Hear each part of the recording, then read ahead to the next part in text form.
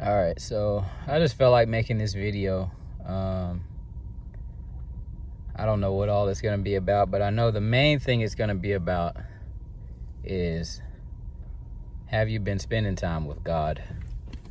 Have you been spending time with the Lord? Because I know that this past week, I've gotten busy. I got busy with life, and we moved to a different place, and just the just the whole thing of working and cleaning and unpacking and packing got me to a place where I feel like I dwindled on spending time with the Lord. And what that's allowed is attacks on my household, attacks on me, just for the enemy to be able to get in. So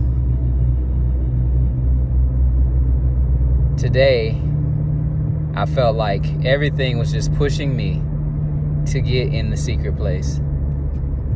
I felt like the Lord allowed me to see all these things happening around me so that it would drive me to a place of submission to Him. You can be pretty faithful in your praying and worshiping and just drawing near to God.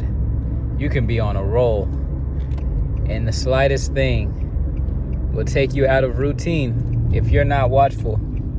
It will take you out of routine, and because you've been on a roll, you'll feel like you're okay with skipping that time with God today, because you're already hearing from the Holy Spirit. You'll feel like you can make it through doing it today, and then guess what? The next day, you feel the same because you've been on it. You've been on a roll. It's activated. You're seeing God work, and you're on a roll. Everything is just going smooth.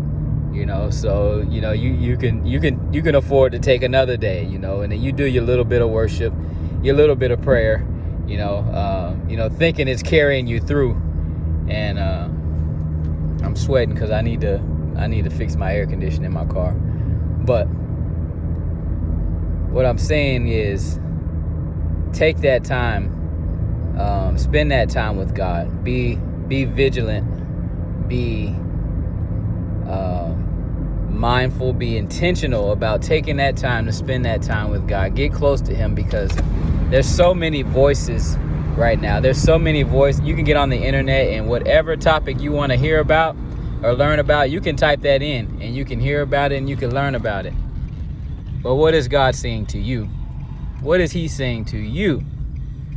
I just feel like this is really a time where we need to just, at least it is for me, to shut off all the voices.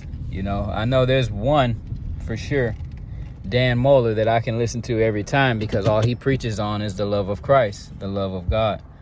So it's a really time to be intentional. Hold on.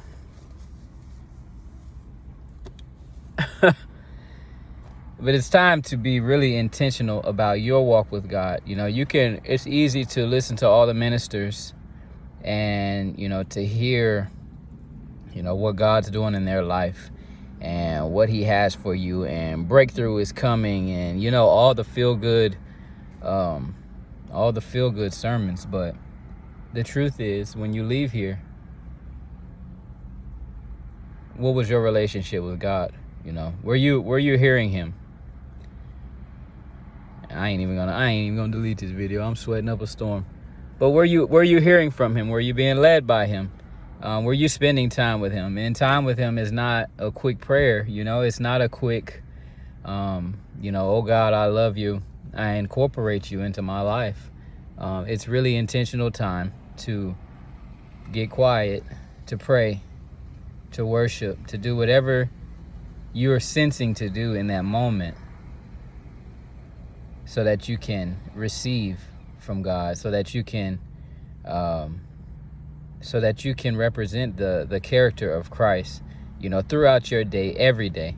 So You know, in this time of all these different teachers and preachers and everybody saying, don't listen to this, don't listen to that, don't listen to this person is doing that. You know, there's so much of that going on, and you know, there's a lot of truth in that stuff, but you can get carried away with it. You know, I mean, it's like, you know, if this person is compromised and I don't need to be listening to them, you know, take that for what it is, but seek the Lord.